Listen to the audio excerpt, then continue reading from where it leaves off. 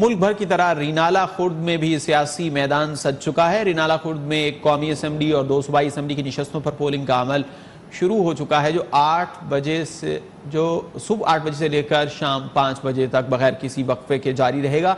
NE 135 में कुल 370 polling station बनाए गए हैं, जिनमें से 26 पोलिंग स्टेशन को हसास करार दिया गया है। सिक्योरिटी के सख्त इंतजाम किए गए हैं। मजीद जानते हैं इस हवाले से हाफिज एहसान शरीफ से। हाफिज एहसान, आगाह कीजिए।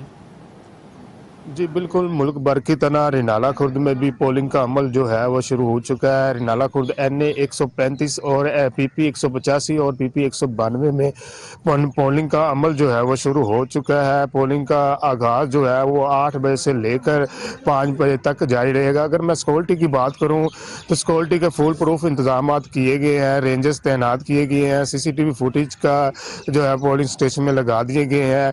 अगर मैं NA 135 की वोटर्स की बात करूं तो 5,20,533 के करीब है और PP 185 के जो वोट हैं वो 2,70,000 के करीब है और PP 192 के जो वोटर्स की तादाद है 2,59,000 के करीब है।